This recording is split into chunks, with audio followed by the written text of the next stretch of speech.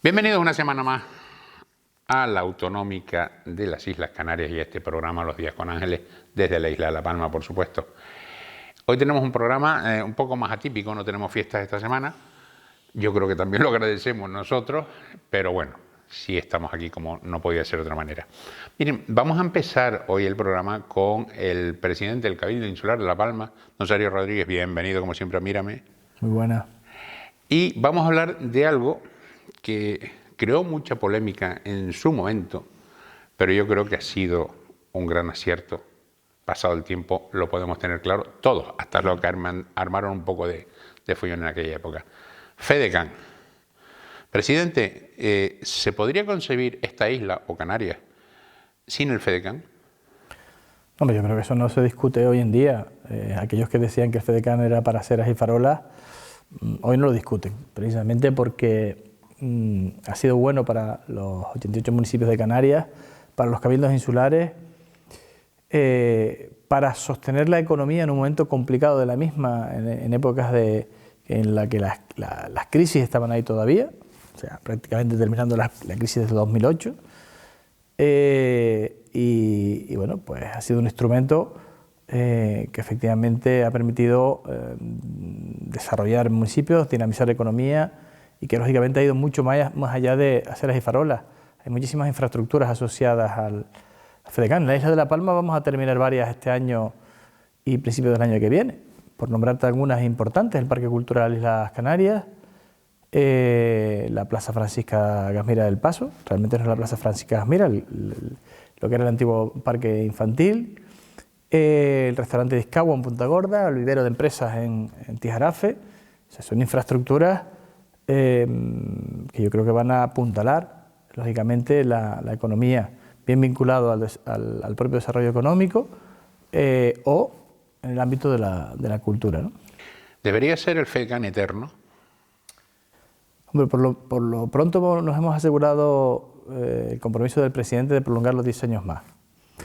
De hecho, el Cabildo Insular de La Palma va a iniciar una ronda de contactos ya con los ayuntamientos a partir de octubre de este año, o sea, en el mes que viene, precisamente para bueno, ver qué obras se ponen sobre la mesa, dejar claro que hay cuestiones que no se van a admitir, sobre todo porque se frenan las cosas. Hay que tener los suelos resueltos, la propiedad, hay que tener los proyectos, hay que tener todavía los proyectos podríamos asociarlos incluso a alguna línea para activarlos, ¿no? Pero la parte urbanística tiene que estar resuelta sí o sí, si no, no vamos a aceptar que el planteamiento de ningún ayuntamiento. Así lo intentamos hacer con el PIDLE y no nos hicieron caso y por eso van unos municipios delante de otros, ¿no? Al final lo que queremos es que las cosas caminen y que se concreten, que los proyectos puedan salir adelante. Si no tiene sentido. Si tenemos problemas urbanísticos, tenemos que modificar planes generales, no pasan 4 años y no se modifican. Entonces, bueno, no tiene ningún sentido esto, ¿no? Con lo cual yo entiendo que el FEDECAN ha tenido aceptación, vamos, a lo grande en todos los municipios. Sí, hombre, yo creo que todos los municipios, al final tienes posibilidades de desarrollar infraestructuras que de otra manera con los presupuestos municipales de los cabildos insulares son imposibles de hacer. ¿Y el Date cuenta que el Parque Cultural Islas Canarias se planteó como una infraestructura que costaba 7 millones de euros y al final va a costar más de 16 millones. Entonces, bueno, es un ejemplo de lo que nunca debe ser el gasto de dinero público, ¿no? Pero bueno, está ahí, había que hacerlo, nos va a dotar de una infraestructura que va a responder a necesidades desde el punto de vista de la cultura que hasta ahora mismo no teníamos. Y bueno, pues, pero es verdad que se lleva haciendo durante muchos años y que ha sido una especie de busia en la que no ha parado de meterse dinero para poder salir adelante. Un proyecto que se redactó mal, que se hizo mal. Por eso digo que es fundamental tomar decisiones que hagan que los proyectos salgan adelante, que no pase esto, ¿no? No, claro, pero además tienes el añadido en el Parque de las Canarias, por ejemplo, del retraso con los años. Los materiales ya no son los mismos, no cuestan lo mismo, o sea, todo se encarece. También, y no te digo ahora, sino hace ya unos cuantos años, en la pasada legislatura y en la anterior también, se desecharon demasiados materiales que estaban ya comprados para el parque. Bueno, porque los materiales que se usaron no eran los adecuados y se dio cuenta la parte técnica de que efectivamente se iban deteriorando antes de poner a uso el edificio. Bueno, estoy diciendo que es un ejemplo de lo que no debe ser una apuesta con dinero público, ¿no? Pero hay otras obras, el Parque Infantil del Paso, estamos hablando de una infraestructura que va a estar rondando los casi 7 millones de euros, o 7 millones y algo. El restaurante de Iscagua también, pues por encima de los 4 millones. El vivero de empresas también por los 7. Al final estamos hablando de que son infraestructuras muy potentes, que si no tuviéramos un instrumento como el FEDECAN sería imposible sacarlas adelante con los presupuestos insulares. ¿Y el PIDEL qué sería? ¿El hermano pequeño? ¿El hermano, vamos, entre comillas, pobre, porque son fondos del Cabildo? ¿O el complementario al FEDECAN? Bueno, yo me gusta llamarlo el FEDECAN de La Palma, porque al final es un plan insular de desarrollo que permite movilizar 10 millones de euros al año y que tiene en cuenta una cosa que no la tiene en cuenta otro tipo de planteamientos, ni siquiera el FEDECAN, que es la ruralidad. Si queremos apostar por la cohesión territorial y la cohesión social y afrontar el reto demográfico, pues al final estas cosas hay que tomar decisiones en favor de los que lo tienen más complicado. Y el PIDEL ha sido un instrumento, o está siendo un instrumento, precisamente que es capaz de inyectar más de 800.000 euros al año en Garafía, comparando, por ejemplo, con El Paso, que es el tercer municipio de la isla, que recibe 790.000. Es decir, ese índice de ruralidad opera beneficiando a aquellos municipios que lo tienen cada vez más complicado, porque casi todo este tipo de planteamiento está vinculado a la población, ¿no? O sea, a mayor población, más dinero. Bueno, pues aquí lo que hemos hecho es, bueno, eso hay que baremarlo y ponderarlo. La parte de la población, lógicamente, hay que tenerla en cuenta. Hay una parte que es igual para todos los municipios y el índice de ruralidad lo que hace es marcar diferencias con una serie de criterios y parámetros que se tienen en cuenta, que bueno, se le aplica una fórmula y sale precisamente que los municipios más rurales pues, se benefician sobre los más poblados, ¿no? ¿Han sido el resto, los 14 municipios solidarios? Es decir, ¿los menos rurales han sido solidarios con los más rurales?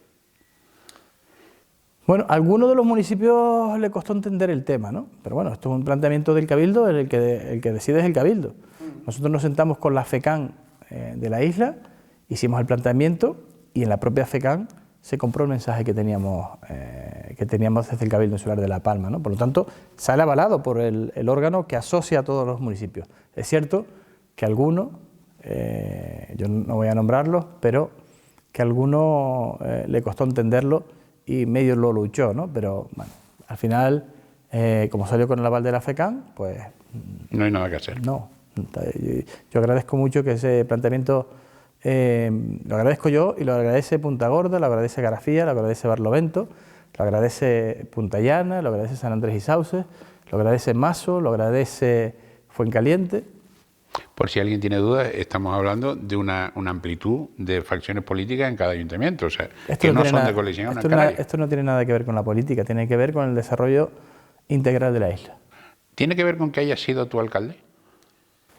Probablemente este planteamiento se haga por alguien que entiende las dificultades que se tienen en los municipios con menos población, que entiende que casi todo este tipo de planteamientos, como te dije antes, están vinculados a la población y que entiende efectivamente que es una demanda histórica y que bueno, pues ha encontrado la respuesta en este momento, ¿no? Habría sido evidentemente muchísimo mejor si alguien hubiese ideado este PIDEL mucho antes. Para los municipios me refiero, bueno, evidentemente. No sé, aquí los municipios tienen varias fuentes de financiación, ¿no? Fuera de lo que es la financiación habitual asociada a los impuestos, a las tasas, a todo lo que tiene que ver con fondos provenientes del Estado o del propio Gobierno de Canarias, bueno, está el propio FEDECAN, que ya lleva el año que viene, hace 10 años que se pone en marcha, y están los planes de cooperación, que además por ley le corresponde parte del dinero que recibe el Cabildo derivarlo a los municipios, ¿no? El plan de cooperación municipal. ¿Qué hemos decidido? Nosotros hemos tomado una decisión de ir las 15 administraciones públicas al mismo tiempo, esta vez en la isla, porque entendemos que 15 administraciones poniendo en marcha proyectos, al final, por lógica y sentido común, debería beneficiar a la economía de la isla, ¿no? Yo podía haber sido de otra manera y haber dicho, oye, estos 10 millones los hace el Cabildo, los pone en marcha, ¿no? Pero decidimos que no. Yo fui de aquellos que defendió que el FEDECAN tenía que ser ejecutado una parte por los ayuntamientos y no me iba a contradecir en este momento. Además hubo algún alcalde, de estos que son los más espabilados, de esos de la comarca noroeste de la isla, que enseguida me puso sobre la mesa, bueno, esto los ayuntamientos tendremos la posibilidad de desarrollarlo, ¿no? Por supuesto, por supuesto. No iba a contradecirme yo con este tema, ¿no? Pero además hemos subido el plan de cooperación 1 millón de euros más. Estaba en 3.100.000 euros y en este momento se va a iniciar un nuevo convenio en el que van a tener 4.100.000 euros. Por lo tanto, la apuesta por cooperar desde el punto de vista económico con los ayuntamientos no tiene precedentes en este Cabildo Insular. Mira, acabas de hablar de ayuda de esta isla, de los municipios, y ahora mismo hay 3 municipios, evidentemente El Paso, Los Llanos y Tazacorte, que lo han pasado peor en los últimos tiempos a cuenta del volcán, precisamente. Oía hace, no recuerdo, creo que fue el 19, pero no estoy seguro, unas declaraciones del ministro Torres.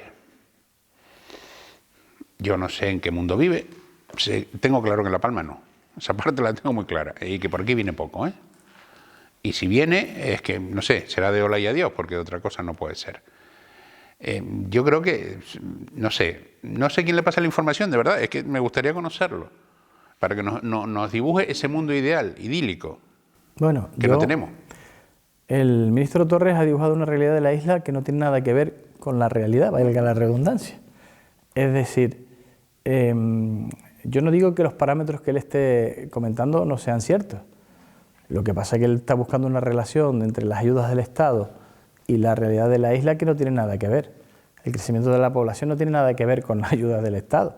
Por supuesto que no, tiene que ver con el regreso de una inmigración, sobre todo de Centroamérica y Sudamérica, con antecedentes familiares en esta isla, que allí lo tienen mal y están intentando mejorar su vida aquí. El tema del empleo. Claro, llevas metiendo primero 63 millones, después 30 y ahora el próximo serán 12. Cuando desaparezcan esas cantidades, ¿qué va a pasar con el empleo en la isla? Bueno, yo lo que creo es que nosotros no podemos estar hablando de estas cosas, sino trabajar para que esa economía dopada que tenemos en este momento se convierta en soluciones estructurales, no coyunturales, temporales, porque está muy bien, ahora necesitamos sostener la economía, pero me parece a mí que los esfuerzos del Estado tienen que estar, primero, en pagar los 100 millones que se les debe a la gente del 24 y el 25, para que puedan recuperar esas fincas, para que puedan recuperar esas segundas viviendas, hacer el esfuerzo para hacerle llegar a las administraciones públicas el dinero que se les deben de ese 50% que tienen que abordar. Al Cabildo se le deben 52,5 millones, al Ayuntamiento de Los Llanos 33, lo que supone un varapalo importante para las economías institucionales y que además es lo que te permite abordar la reconstrucción de esas infraestructuras, ¿no? Si nosotros no somos capaces de reconstruir las infraestructuras, la gente no va a poder reconstruir sus cosas. Por lo tanto, una cosa está asociada a la otra. Y me parece que lo que hace el ministro Torres es demostrar que cada día vive más lejos de Canarias y por ende de la isla de La Palma, ¿no? Bueno, yo siempre, porque tengo además muy buena relación con Ángel Víctor Torres, he defendido que el compromiso con la isla estaba, pero a tenor de las circunstancias como han ido pasando, ese compromiso se ha ido diluyendo. Ellos hablan de que han metido 1.100 millones en la isla de La Palma, y yo digo que sí, que es cierto, que 300 millones es lo que pagó el consorcio de seguros, porque la gente paga su seguro religiosamente. ¿Han estado con los ERTE? Han estado con los ERTE. ¿Han estado con la ayuda a los empresarios? Han estado con las ayudas a los empresarios. ¿Se gastaron un dinero en la emergencia con las desaladoras, el barco Tomaso, las lanchas estas que hacían que los agricultores llegaran a poder regar? Sí, pero esos son temas que tienen que ver con el momento de la emergencia y que cualquier país del mundo hubiese dado la misma respuesta. Ahora toca, estamos en otro momento y es la reconstrucción de la isla. Entonces, ¿qué pasa que un país como España, si en vez de 1.100 tiene que poner 2.000 millones para que esta tierra salga adelante y su gente, qué pasa si los tiene que poner? ¿Nos hundimos desde el punto de vista económico? Yo estoy viendo que para Cataluña y para el País Vasco, pero sobre todo para Cataluña, aquí no hay nada que pare el dinero a mansalva que está llegando. Y allí, que yo sepa, no tienen que afrontar ningún tipo de catástrofe. Yo lo que quiero es decirle al ministro Torres que no pierda la humildad que siempre ha demostrado, que no pierda la conexión que yo le vi al principio con la isla de La Palma y que, por favor, ese compromiso, que no es para Coalición Canaria ni para el presidente del Cabildo, se mantenga con los ciudadanos de la isla de La Palma.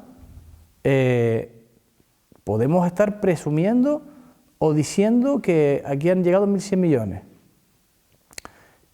pero si no somos capaces de revertir la situación de la isla, no hemos hecho los deberes bien. Y es más, si somos responsables, no solamente tendríamos que poner dinero para que la gente recupere el valor de lo que perdió y que se puedan recuperar las infraestructuras, sino que hay cosas, hay cuestiones muy importantes en este momento en la isla que requieren de una apuesta de inversión del Gobierno nacional. ¿Se pueden mejorar las infraestructuras hidráulicas? Por supuesto. ¿Se pueden mejorar las infraestructuras energéticas? Por supuesto. Pues entonces, tanto la energía como el agua es básica en el desarrollo, en el planteamiento de desarrollo de cualquier territorio. Bueno, pues si realmente queremos ayudar a la isla de La Palma, no solamente hay que abordar la situación de los afectados, eso es lo prioritario, por supuesto, sino que en las posibilidades de mejora que tenemos para dejar una isla preparada para el futuro, hay que estar también. Y digo que un país con el presupuesto que tiene España en pleno siglo XXI, no deberíamos estar hablando de estas cosas de la manera que lo estamos haciendo, ¿no? De todas formas, ¿tú crees que, por ejemplo, el gobierno central se está comportando bien con La Palma? Me explico. A ver, no han llegado los 100 y 100 millones de euros, eso está claro. Ante eso se plantea desde el gobierno de Canarias la posibilidad de los 200 millones de euros que tienen de remanente, coger 100 para traerlos a La Palma, para que la gente pueda empezar a reconstruir sobre todo las fincas. Jurídicamente se buscó la fórmula, técnicamente, pero el gobierno no contesta, el Estado no contesta. No, desde luego, es una cuestión que depende exclusivamente de la voluntad política. Es decir, aquí hay dos cuestiones que son fundamentales en este momento. La bonificación del 60% del IRPF, que está dentro de la agenda canaria, y los 100 millones de euros en ese plan plurianual de 4 años, en los que ponía 100 el Estado y 50 el Gobierno de Canarias. Se hartan a decir, el otro día el ministro Torres, poco menos que inducía a la gente a pedir dónde estaba firmado este tema, ¿no? Bueno, nosotros, estos días ha salido una información de una rueda de prensa que se dio en Moncloa en un momento determinado, en el que se hablaba de los primeros 100 y el compromiso para los siguientes 3. Eso está en la página de Moncloa. Y después, por otra parte, dentro de la propia Agenda Canaria se habla de todos los proyectos, planes y proyectos relacionados con la recuperación de la isla de La Palma, referidos al presupuesto del 23, que era en el que se aprobó los 100 millones. Que yo sepa, no se ha aprobado ningún otro presupuesto, está prorrogado el del 23. Y lo que hace un presupuesto prorrogado es que todas las partidas que se aprueban, cuando se prorrogan para el año siguiente y se vuelven a prorrogar para el año 25. Por lo tanto, los 100 millones están en el presupuesto y en la Agenda Canaria pone específicamente que hay que cumplir con todos aquellos programas y planes que permitan recuperar la isla de La Palma. Entre ellos, los 100 millones. Los 100 millones. Te voy a hacer una pregunta que yo voy a dar mi opinión. Y otra cosa, hay una cuestión distinta entre estas dos cosas. El 60%, las cuestiones que están ancladas a la Agenda Canaria, toma acuerdo con sus ministros y ratifica el Congreso de los Diputados. Y tiene que salir adelante en el Congreso. Pero los 100 millones, no. No, porque está en el presupuesto. Los 100 millones salen con un decreto del Consejo de Ministros. O sea, con la aprobación del Consejo de Ministros, con un decreto ley, sale. Por lo tanto, obedece exclusivamente a la voluntad del gobierno de España. Y a mí me preocupa una cosa, que es que tú oyes al senador Kilian Sánchez, el senador que eligió la isla de La Palma para defender sus intereses, colocado del lado de los colores políticos, en vez del lado de los palmeros y de las palmeras. Habrá que pensar si realmente el interés que tiene el señor Sánchez, no hablo de Pedro, hablo de Kilian, es el de defender los intereses de los palmeros o de defender los intereses de su partido. La pregunta que te iba a hacer, a ver, y te voy a dar yo mi respuesta antes, fíjate lo que voy a hacer, lo voy a poner clarito. ¿Sería la situación diferente si el gobierno de Canarias tuviese otro color? Respuesta, para mí sí, porque el gobierno de Canarias no molestaría, igual que no molestó en la pasada legislatura para esta isla. Tienes un ejemplo claro cuando se pagó la primera pérdida de renta de las fincas de los plátanos. Era consejera de Agricultura, Alicia Van Ostende, y se pagaron casi 20 millones de euros entre ceniza y renta, pérdida de renta. Sabes que además se hizo mal, porque el cálculo que hicieron, metieron a personas que tenían fincas en otras islas, y que probablemente eso derive en que haya que devolver parte de ese dinero. Bueno, el Estado nunca ha puesto nada más para la pérdida de renta de las fincas. Dicen que está dentro de los 100 millones. Sí, eran 3 millones y algo, sí. Entonces, no, el año pasado, la del 23, 24, de la cosecha 23-24, eran 10 millones de euros. El ministro Torres, en la única comisión mixta, ojo, que yo he pedido que haya, varias veces he pedido que haya comisiones mixtas, porque es donde tenemos que discutir estas cosas. El compromiso del señor Torres era que esos 10 millones iban a llegar. Al final tuvimos que sacarlos de los 100 millones del Estado, o de los 50 de Canarias, como quieran, del dinero que tenía que recibir la gente para recuperar el valor de lo perdido. Pero no solo eso, no fueron 10. El cálculo se hizo mal y eran 16 millones y medio.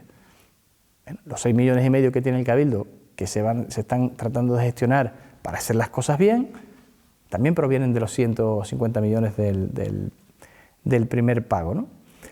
Bueno, yo lo que digo es que en aquel momento la señora Van Ostende no tuvo ningún problema para que le llegaran los casi 20 millones y a partir de ahí cambia la legislatura y no ha llegado ningún dinero más para afrontar estas cosas por parte del gobierno.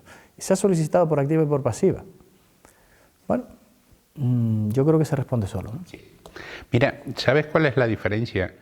Me imagino que sí, pero bueno, a lo mejor la gente que nos está viendo no. La diferencia de pagar el 60% anualmente, es decir, ahora en diciembre nos pagan el 70% o pagarlo mensualmente, ¿sabes cuál es la diferencia? Sí, claro. La hay. Mucha. Importante además. Sí, sí. Que de la otra forma el dinero se queda aquí y si lo pagan todo de golpe normalmente lo usamos para otro tipo de cosas. Vamos a ver, el objeto que persigue ese 60% mes a mes es precisamente generar actividad económica y consumo todos los meses. Bueno, cuando te lo devuelven en renta, probablemente, con una suma importante, probablemente te planteas otras cosas. Bueno, otras cosas me refiero, o sea, la gente con todo su derecho, oye, pues te planteas un viaje que de otra manera no te lo plantearías, o te compras un coche, o, sin embargo, si tú eso lo vas teniendo todos los meses en el bolsillo, bueno, a lo mejor te planteas que en vez de comprar una marca de leche X, te la compras de la marca Y porque es mejor, o te planteas coger a tu familia e irte a cenar a un restaurante cercano que tienes ahí, o te planteas una serie de cuestiones que efectivamente lo que comportan es que tenga un impacto en la economía de la isla de manera mensual, ¿no? O sea, beneficia a todos y seguramente el dinero se expande de otra manera. Eso es lo que se busca.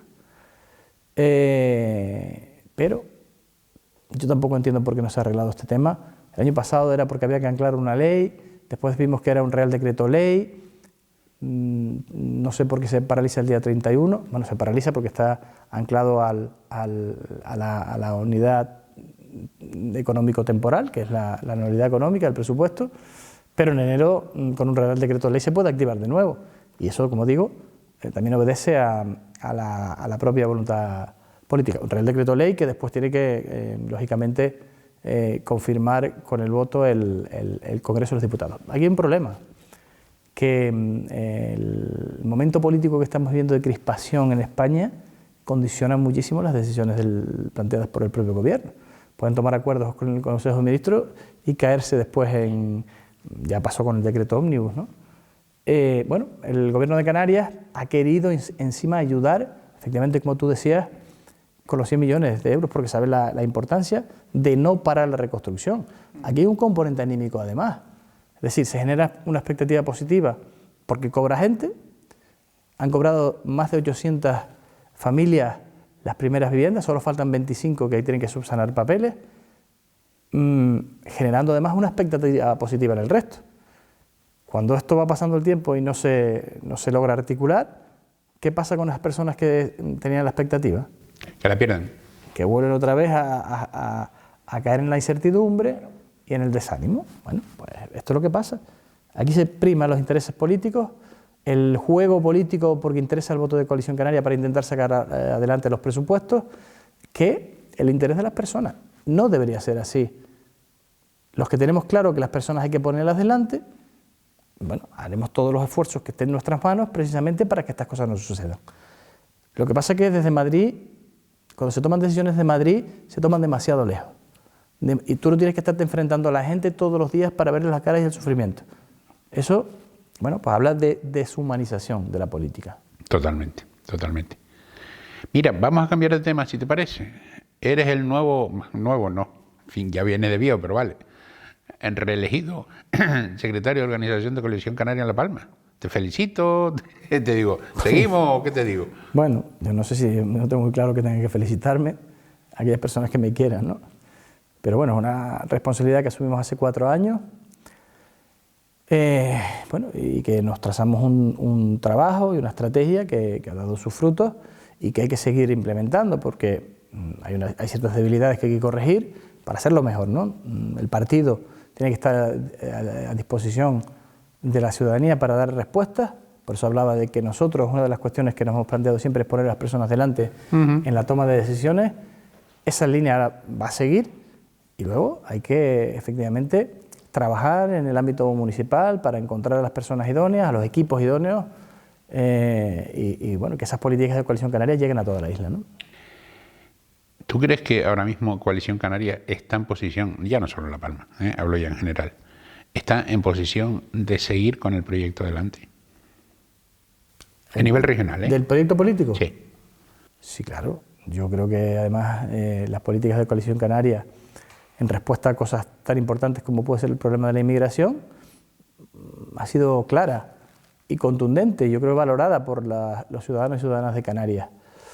Creo que ha fortalecido además al partido y después el trabajo que se está haciendo en las diferentes islas, lógicamente también ha operado de manera positiva en lo que significa el partido a nivel nacional, ¿no? Bueno, es una lástima que no acabamos de entender que si en vez de tener una diputada tuviéramos 3 o 4, es que yo quería llegar probablemente ahí. Las cosas serían mucho más fáciles, ¿no?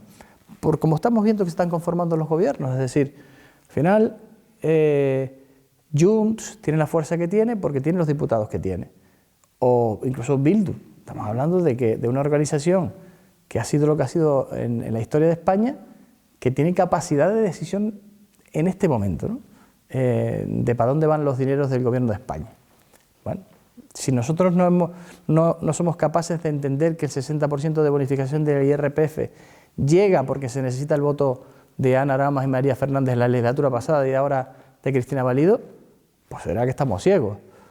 Si nosotros no somos capaces que los 100 millones planteados llegan por la presión de Coalición Canaria o la gratuidad del transporte o la posibilidad de contar con esas infraestructuras hidráulicas tan importantes, es porque Coalición Canaria está diciendo o me das esto o no tienes mi voto, pues entonces que estaremos ciegos, ¿no? Yo creo que cualquiera que tenga un poquito de no sé cómo decirte,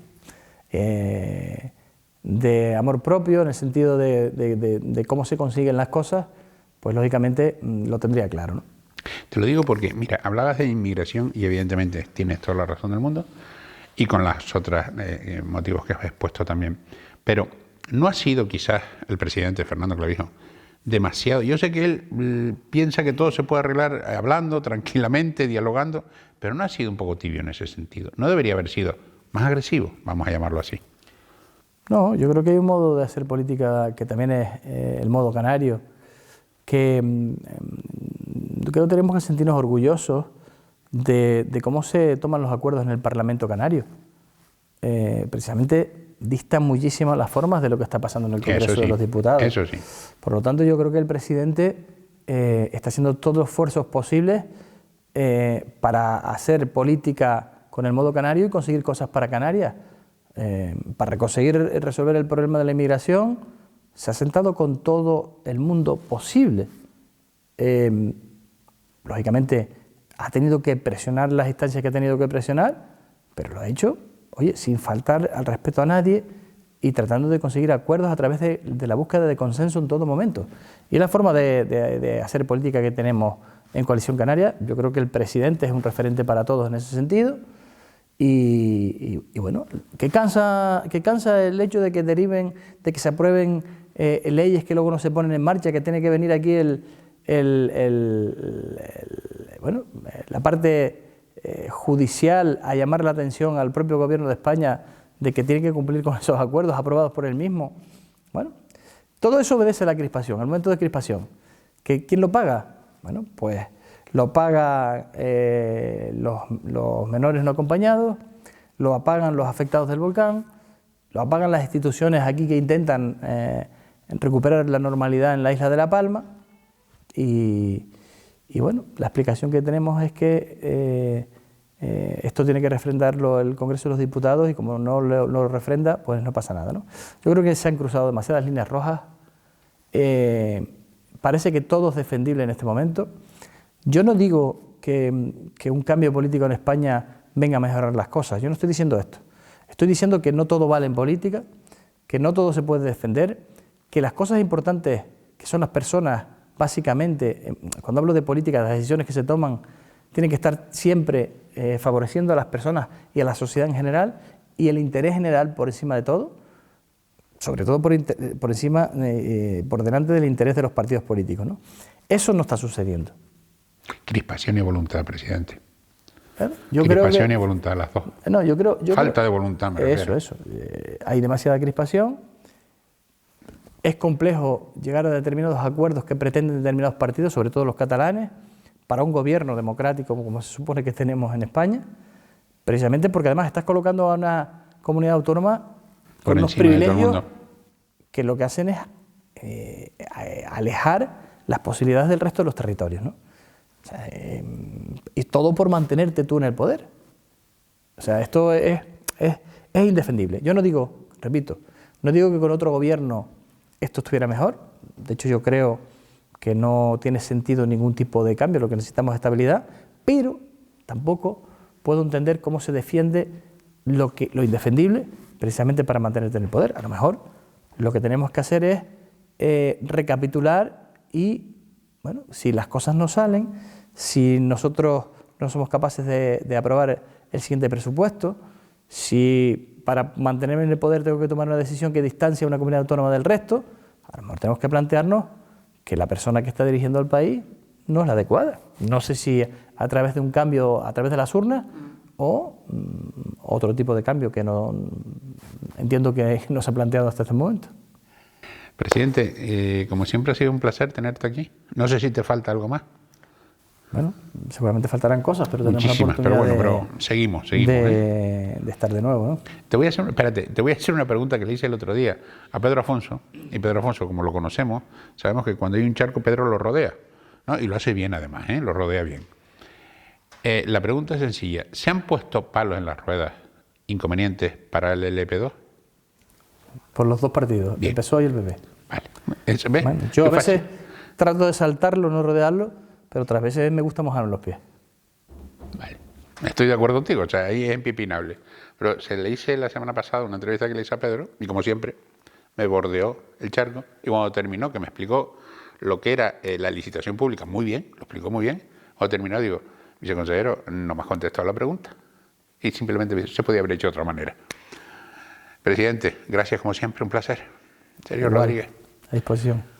¿Y ustedes qué les digo? Pues que volvemos la próxima semana. Pero no, que volvemos la próxima semana, no, que nos vamos a la tertulia, que ya no sé ni dónde estoy. Que ahora mismo volvemos otra vez a la tertulia, que no se muevan de ahí, por favor. Gracias. Unos minutos de publicidad y volvemos enseguida.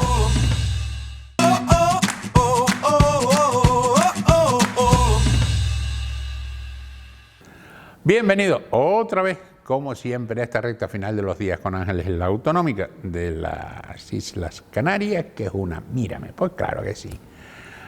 Miren, la semana pasada tuvimos un aniversario muy triste en esta isla.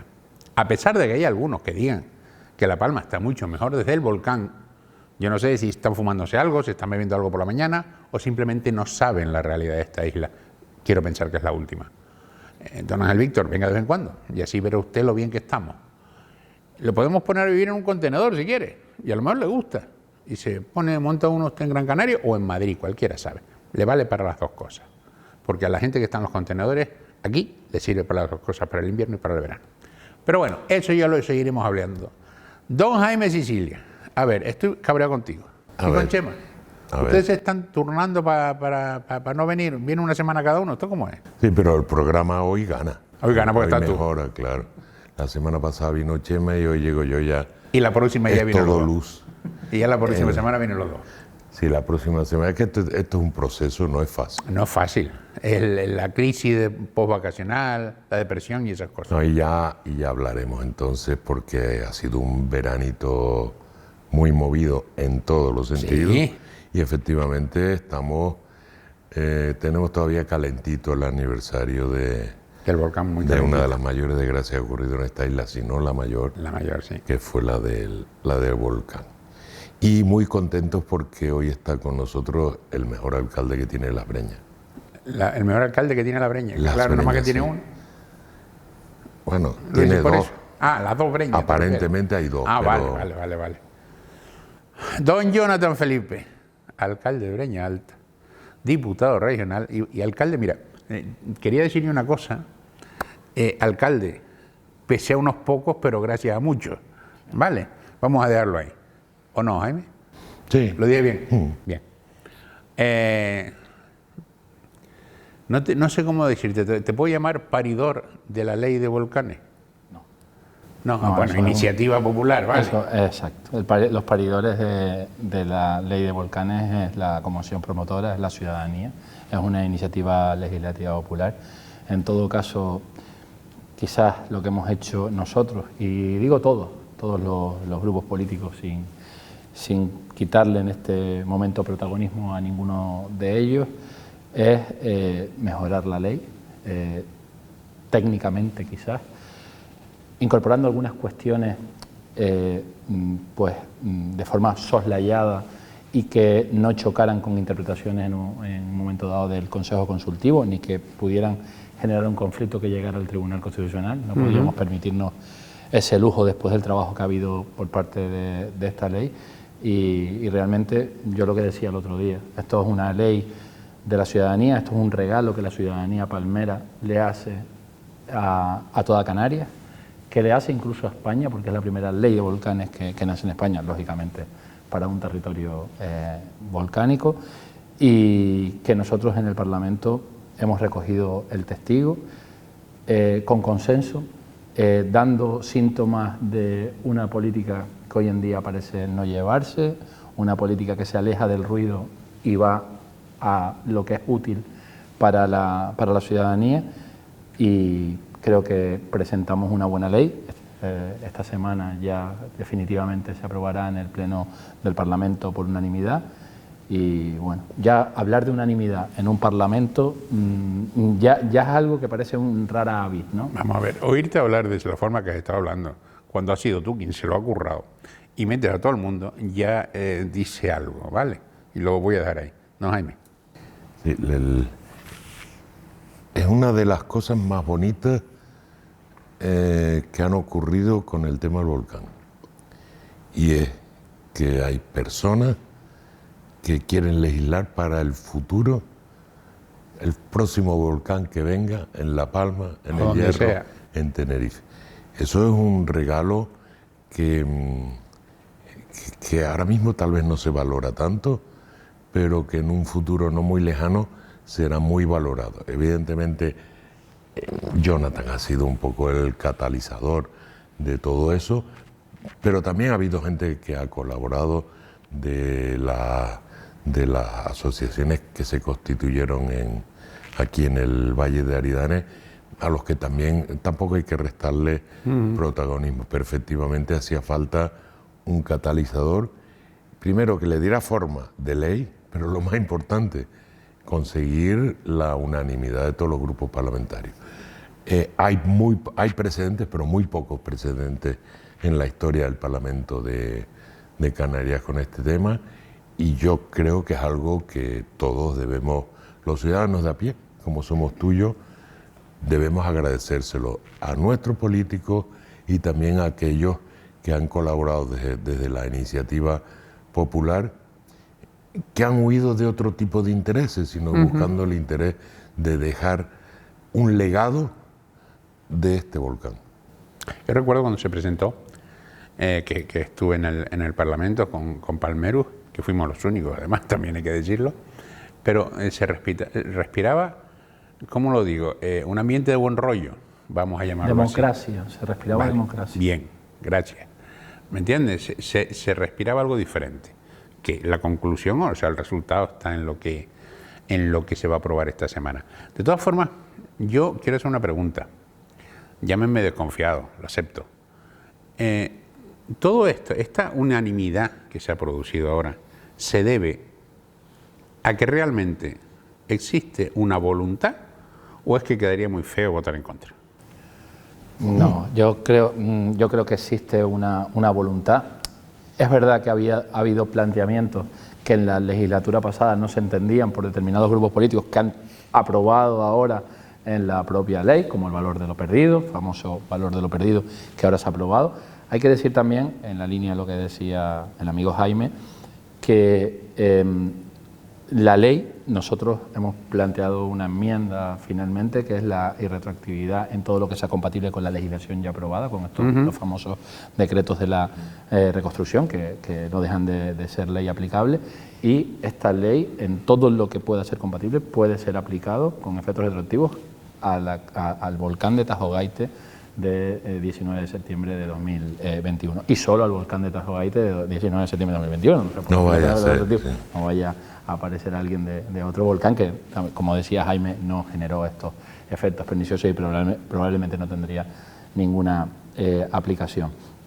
Y yo creo que al final pues ha servido, si no para, como dice, aprobarla porque no queda otra, sino para entender algunas cosas que vienen directamente de la ciudadanía que anteriormente no se entendían. Cambiar de opinión es legítimo.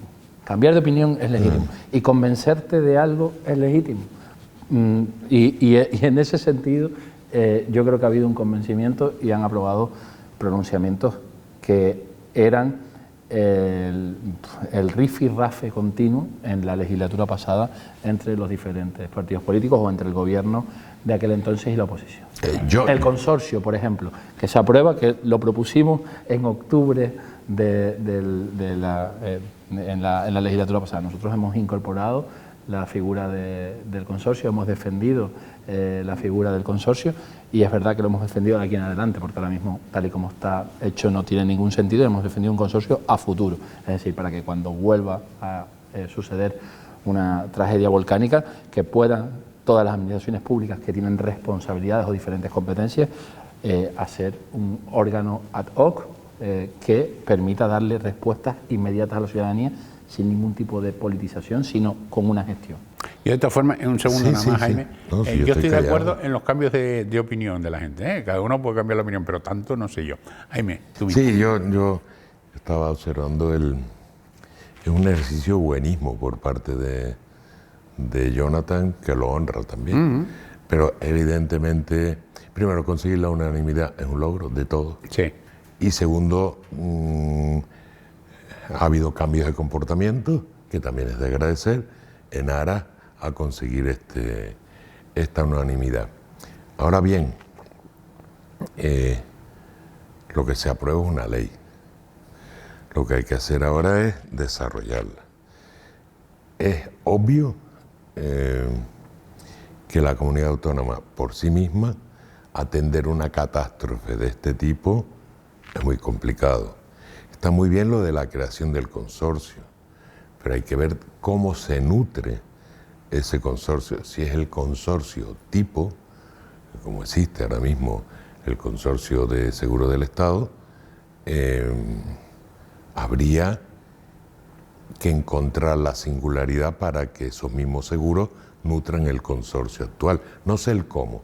Y luego seguramente llegarán los problemas cuando el que gobierne, en el Estado me refiero, tenga que poner las perras, como ha ocurrido hasta ahora, que estamos todavía sufriendo, como decía Jorge al principio, los argumentos papanatas del anterior presidente de Ángel Víctor Torres, no me acordaba el nombre.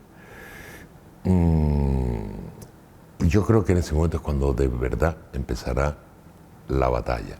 La ley ahora es un documento de principio, es un documento que tiene articulación, que estructura cómo debe ser el futuro, pero ahora habrá que desarrollar esa ley.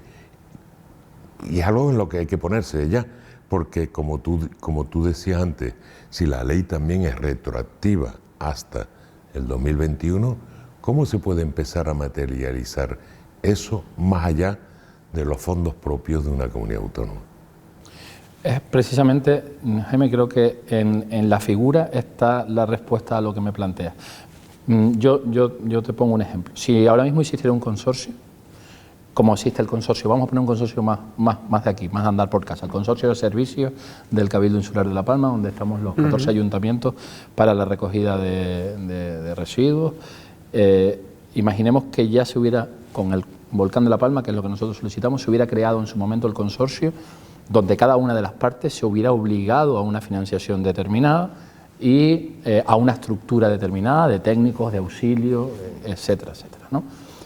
Ahora mismo, el que estaría pidiéndole el dinero al Estado no sería ni los ciudadanos, ni seríamos nosotros desde nuestras instituciones, sería el consorcio, porque adquiriría una obligación jurídica que tendría que ponerle. Nosotros estamos comprometidos, tú lo sabes, Jaime, fuiste uno de los creadores del consorcio de servicios en sus inicios, de los que en ese embrión estuvieron. ¿Tú sabes qué? Nos obligamos, tenemos una carta municipal donde nos obligamos a pagar una cuantía dineraria determinada. Eso es lo que nosotros planteábamos desde el principio. Si tenemos una figura, si tenemos un órgano, esos 200 millones ya no diría, no, es que ahora son 103, no. Usted se comprometió a poner 200 millones y nosotros, que somos un órgano jurídico que actúa en el tráfico jurídico con plena personalidad jurídica, nosotros le justificaremos a usted dónde va ese gasto y cómo está ese gasto cuando atendamos a la realidad y a las necesidades de la isla de La Palma y a la necesaria reconstrucción. Y eso hubiera sido harina de otro costal, hubiéramos tenido otro canto. ¿Por qué seguimos apostando por el consorcio? Porque nos parece que de cara al futuro, llámalo consorcio, de hecho creo que la ley establece, si no recuerdo mal de memoria, consorcio órgano análogo, pues podemos buscar otra figura. Pero, sí, pero bueno. Ese es el órgano que tiene que estar. Porque ¿esto qué permite? Esto permite no jugar a los trileros. Esto permite no decir, no, es que ahora 200 mil. No. Es que usted tiene un consorcio, usted tiene unas obligaciones. Usted ha creado esto para atender estas necesidades, la reconstrucción de la isla de La Palma. Y como tal, tiene que poner 200 millones. Y usted, Gobierno de Canarias, tiene que poner 50 anuales, que lo ha hecho, pero es lo que le corresponde. Y usted, Cabildo Insular de La Palma, tiene que poner X, además de estos medios. Y los ayuntamientos de Los Llanos, Tazacorte y El Paso, y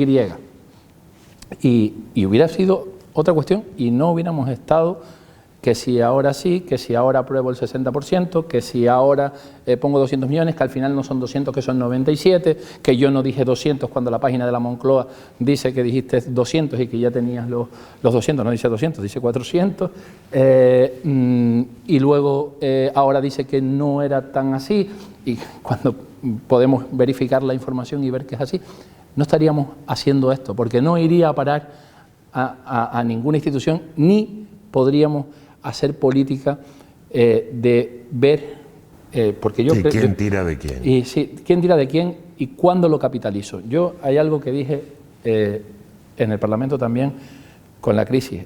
Lo dije de hecho estaba Ángel Víctor de presidente, habrían pasado 5 meses. Y dije, no intentemos capitalizar una tragedia. O sea, el único capital que te da la tragedia, o sea, lo único que revierte de capital una tragedia es más tragedia. Y rebota.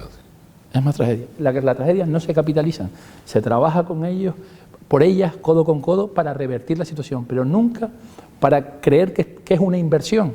La tragedia no tiene nada de inversión, es todo lo contrario, es descapitalización. O sea, vamos a ver, partiendo de la base que yo creo que casi todos estamos de acuerdo en la idea del consorcio, a mí me preocupa. ¿Por qué? Porque no es que desconfíe de la ley, pero sí me preocupa que sea lo mismo que el comisionado para la reconstrucción de La Palma.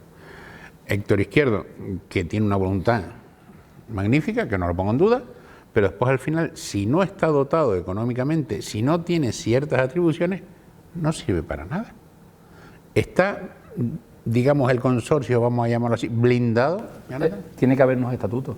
Una vez que se haga, o sea, lo que antes lo decía Jaime, hay que desarrollar esa idea. Está la posibilidad en la ley, es decir, que pueden hacer uso de ella llegado el momento de que suceda en los municipios, la administración, el gobierno de Canarias o el propio Estado si quisiera, porque al Estado solo se le puede invitar, ojo, eso es importante también saberlo porque es una ley canaria. Nosotros no podemos obligar al Estado en una ley que no es del Estado. Entonces le decimos que invitamos al Estado.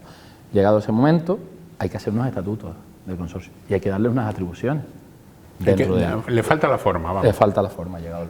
Sí, corrígeme si me equivoco, es una especie de estructura, vamos a llamarla doméstica, para intentar tener lo que llamaban antes los servicios de pronto auxilio, ¿no?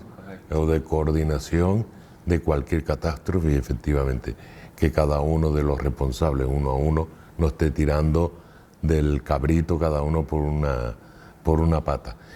La tristeza no es la palabra exacta, pero por decirlo de alguna manera, es efectivamente que es una ley que no es de obligado cumplimiento para el Estado, salvo que la asuma. Yo entiendo que llegado el caso, Jaime, en ese caso de la tragedia lo asumiría.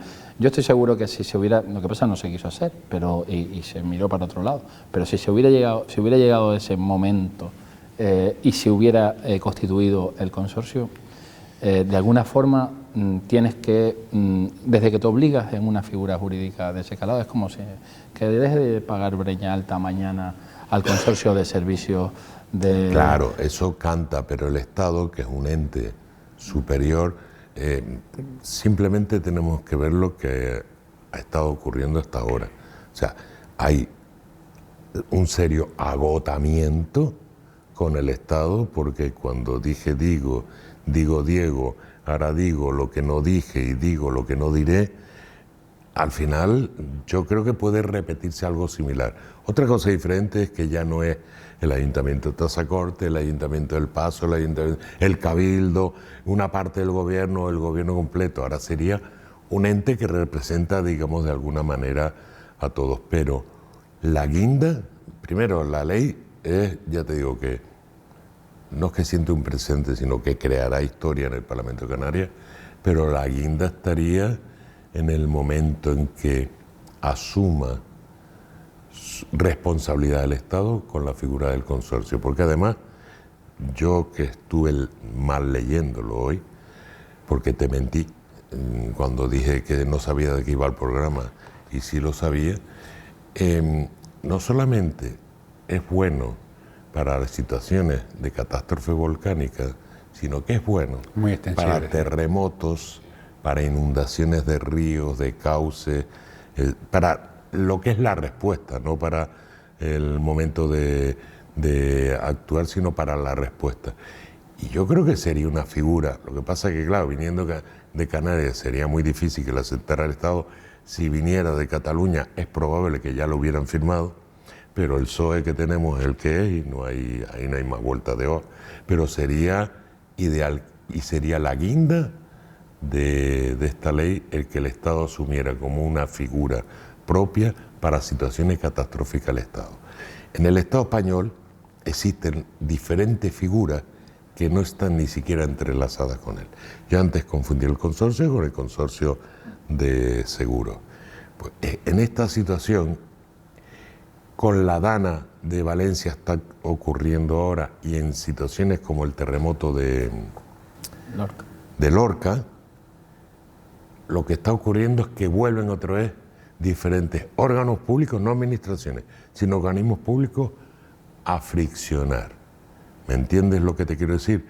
El tener un órgano, un ente que englobe todo sería lo ideal, que es lo que ustedes han creado en realidad para Canarias y que yo creo que nos da, por lo menos nos da, no tranquilidad, pero sí nos da paz de que en caso de que ocurra algo ya hay un órgano que va a actuar. Ya no tenemos que estar corriendo a buscar al alcalde, a buscar al concejal, sino que hay un órgano que actúe. Se puede crear. Pero lo ideal sería que el Estado lo pudiera asumir como una figura a nivel estatal, ¿por qué no?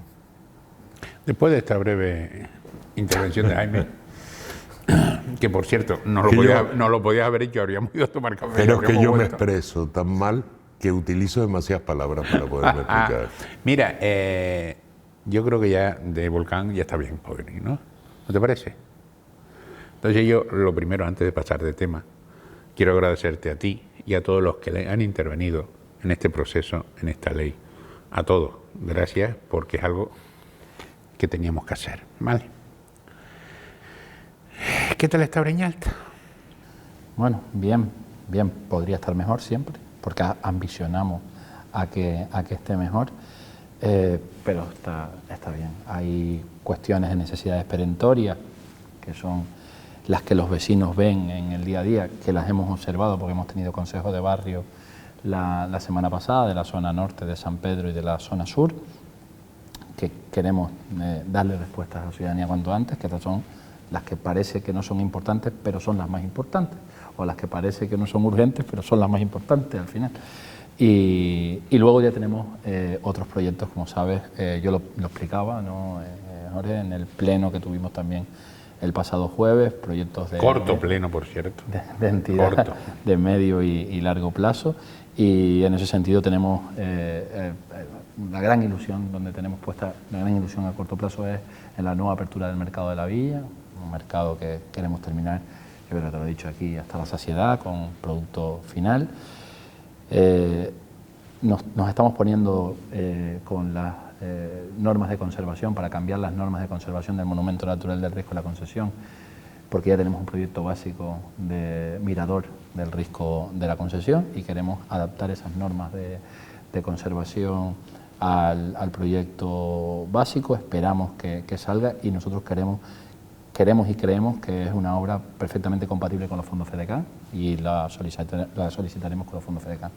Con los fondos FEDECAN precisamente estamos haciendo la acera que linda con las ledas, linda con Breña Baja, desde Breña Baja hasta Breña Alta. Ya nos quedaría el pedacito conocido como Curva de las Marañuelas, que lo conocemos todos como la Curva de Garampín, que es un punto negro que queremos también resolver. Falta un terreno que tenía algunos problemas de catastro y demás. Yo espero que cuando se esté terminando esta acera, que va para que nos situemos por los eucaliptos de la panadería de las Ledas, se esté terminando, conecte con el futuro trazado de la acera, ya quedaría peatonal todo, podríamos decir que en línea recta todo Breña Alta, ¿no? Desde las Ledas hasta la Concepción, ¿no? Y bueno, incluso hasta Calcina, hasta las vueltas.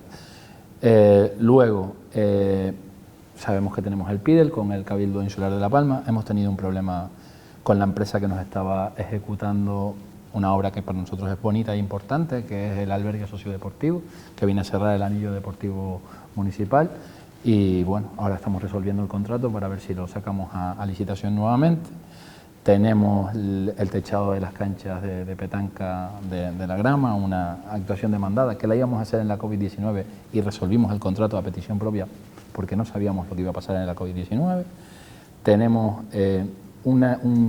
en el interfaz urbano, justamente en San Pedro, tenemos la proyección de un parque ambiental donde vamos a hacerlo con diferentes actividades y tenemos ya tantas disciplinas deportivas que requieren de más instalaciones deportivas y lo que hemos pensado es en cubrir una cancha que tenemos en Benoares, en la calle Benoares, al lado del centro ocupacional, para intentar que haya más horarios para todas las disciplinas deportivas del municipio. Esto me gusta mucho decirlo, porque una de las cosas que yo decía, digo, cuando me presenté, digo, bueno, es positivo, y además, vuelvo a decir, lo hablábamos antes fuera, o sea, creo que yo siempre, de alguna forma, aplaudo la labor constructiva de cada uno de los alcaldes que me han precedido, y es verdad que es importante buscar obras e instalaciones, pero lo más importante es que tener antes las disciplinas deportivas, por ejemplo, de esas obras e instalaciones, porque al final nos quedamos con hormigón y cemento, ¿no? Y este caso ha sido que ha seguido subiendo las disciplinas deportivas, lo que nos alegramos, y podemos buscar una alternativa. Luego hemos presentado algunos proyectos con subvenciones turísticas, como por ejemplo la parte alta de los Álamos, que estamos cambiándole el uso, queremos cambiar también, terminar el local de música, el aula cultural que tenemos debajo del centro de día, que esperamos también ponerle rápido en ejecución y poner una partida. Y otra de las obras que ahora mismo estamos viendo y que nos parece importante es la modificación, y además una modificación importante y una actuación importante en todos los parques infantiles de Breña Alta. Pero hay algunas cosas más. Pero no, hay unas cuantas cosas más, porque en agosto, yo no sé si tú sigues las redes sociales de Breña Alta y del alcalde, me sacó en agosto, una lista de cosas que se habían hecho al mes, que dije, Dios mío, por favor. ¿No, Jaime? Sí, pero por cierto, ¿y por qué dijiste antes que nada más que había un alcalde en la Dobreña? Porque, vamos a ver, a mí me da envidia sana. Ah, vale. Pero me da envidia, no deja de ser envidia, ver que Breña Alta tiene una hoja de ruta clara, tiene unos objetivos claros, tiene una planificación para cuando esté Jonathan y cuando deje de estar Jonathan y le suceda a otro, que eso es la actitud inteligente de cualquier alcalde. Y lo comparo con Breña Baja y me da pena porque estamos viviendo en una tiniebla permanente. Pero bueno, estamos hablando de Breña Alta. Hay una cosa curiosa, Breña Alta, que ha tenido un aumento progresivo poblacional. Yo más o menos lo he ido siguiendo porque yo recuerdo cuando tú entraste alcalde hacíamos comparativas, incluso hacíamos proyectos de futuro en su momento. Y la pregunta es, se plantea, independientemente de la infraestructura, que es fundamental, se plantea espacios para viviendas Breña Alta, porque yo creo que esa es la mayor demanda que existe en este momento. Esa es la madre del cordero, correcto, Jaime. Eso es lo más importante que tenemos ahora. Hemos adquirido 2 parcelas que nos ha pagado el Cabildo Insular de La Palma, hay que decirlo, nos ha ingresado el dinero, lo hemos puesto de fondos propios en un principio, pero es verdad que nos ha compensado el Cabildo Insular de La Palma a través del plan de vivienda por el que se le han ingresado los fondos. Pues esas 2 parcelas le hemos unido a otra, bueno, son 3 parcelas independientes, a otra que ya teníamos con la compensación urbanística en la calle Velázquez, debajo de Baltavida, y ahora les cuento algo que me parece muy interesante también, y así le damos publicidad en los medios. Ahí, este año, estoy intentando conseguir 1 millón y medio de euros por parte del Gobierno de Canarias para contratar proyecto y ejecución. Estamos viendo a quién le cedemos los terrenos, no lo tenemos claro, y no lo tenemos claro porque no sé si ustedes han visto que muchas de las promociones de vivienda pública que están saliendo están quedando desiertas por los precios que están poniendo, que no se corresponden con los precios del mercado. Entonces nosotros lo queremos hacer de alguna forma centrando el tiro, ¿no? Y el tiro me refiero del balón de fútbol, no a otro tiro. Y en ese sentido queremos hacerlo para que ya sea una realidad de 3 a 4 años y estas 3 parcelas se construyen. Yo espero conseguirlo en este año, en esta anualidad, y contratarle a la empresa que nosotros creamos, empresa pública me refiero, que nosotros creamos que va a llevar una buena gestión, cederle las parcelas y que directamente pues contratemos proyecto de ejecución y haga el proyecto y licite la ejecución. Mira, en los años 90, porque tú acabas de decir hace un rato que reconoces la labor de todos los alcaldes que te han precedido y eso te honra a ti también. En los años 90, Breñalta fue pionera en algo que fue la de crear una sociedad para construir viviendas, que al final no salió tan bien en algunos aspectos, bien en uno, no tan bien en otros, porque económicamente era muy complejo gestionar desde un ayuntamiento que en aquella época no era tan grande, lo que era promocionar vivienda. Pero sí fue un gesto de, digamos, de coraje, de valentía, decir, oye, hace falta vivienda, Breñalta es un municipio de futuro, yo me voy a poner a promocionar vivienda. Una especie de autopromoción extrañísima, que a todo el mundo le sorprendió en aquella época, pero era una visión de futuro más o menos inteligente. ¿Te lo has planteado? Vivienda privada de promoción pública. Exactamente. ¿Te lo has planteado en algún momento? Nosotros nos lo hemos planteado, Jaime. Con las características actuales de los ayuntamientos es inviable por el techo de gasto, salvo que vayamos a los bancos y tenemos el problema en los bancos. Pero además, Jaime, tuvieron muchos problemas estas viviendas, muchos problemas que fueron a parar a las arcas municipales. Correcto. Nosotros tuvimos que hacer, cuando cogimos el ayuntamiento, lo cogimos como lo cogimos, pero lógicamente por cómo estaba la situación económica, y teníamos que sacar 70.000 euros de no se sabía dónde, porque al banco no podías ir, porque no te permitían ir al banco, porque estabas en un plan de ajuste muy ajustado y muy apretado. Y bueno, y ahora se da la circunstancia que tenemos 7 millones y no podemos gastarlo. Estamos en la parte contraria, que eso es un tema que a mí me preocupa mucho, que he llevado a la FECAN con Óscar, el alcalde de Agüimes, que es el presidente de la Comisión de Hacienda. Además, es muy bueno y está muy concienzudo con este tema. Que la FEM, no sé por qué, la Federación Española de Municipios y Provincias, no ha tratado este tema con seriedad. Esto es más importante que la financiación de Cataluña, mucho más importante. O sea, liberar los remanentes de los ayuntamientos de España en este momento es la mitad de la pelea. Puede significar la transformación económica y social de España, municipio a municipio. Y nadie dice nada de esto. Seguimos, que tenemos los remanentes ahí, que no se pueden tocar, que no se pueden hacer. Yo recuerdo, habían 5.500 millones, estaba yo empezando de alcalde, en el 2017-2018 fue cuando salió aquella disposición adicional de los presupuestos. Abel Caballero, rápido, que hay que decirlo, el alcalde de Vigo cuando era alcalde, rápido, reunión, una vez que se le pidió por parte de todas las federaciones de municipios, reunión, liberados los 5.500 millones a través de un decreto. Y ahora estamos como mirando para los celajes. Decía antes que se me vaya el santo al cielo, que quería comentarles algo.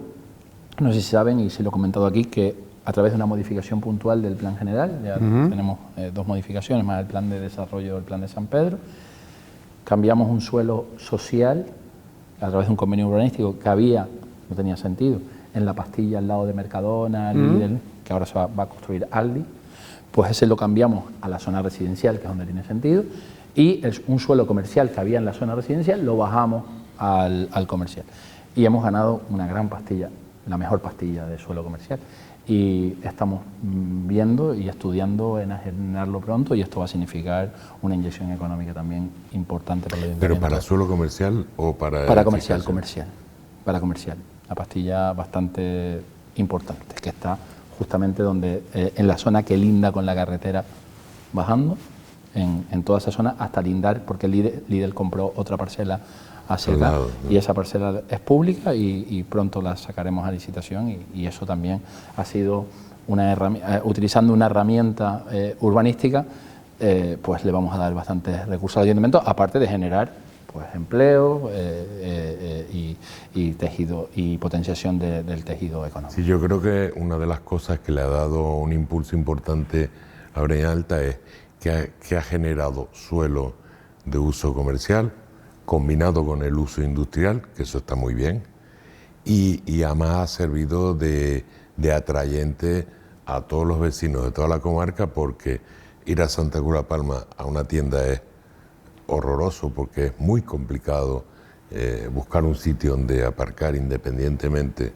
del parking, que siempre es muy socorrido lo del parking del puente, pero el parking del puente tiene sus inconvenientes que ya lo hablaremos algún día, y en cambio en Breña Alta tienes la capacidad de poder acceder a un comercio próximo o a una gran superficie y sin problema de aparcamiento, y eso se valora muchísimo también. Sí, en este momento, yo creo también, Jaime, que en un futuro, ya el otro día lo hablaba en el Pleno, porque de alguna forma me lo preguntaban en el Pleno, ¿te pegaste del Pleno? Por parte. Contra. Pues la verdad que... Hubo parte divertida. La verdad que tienes ánimo. Aguantar un pleno... Está aburrido. No, pero hubo cosas que sí me estuve viendo.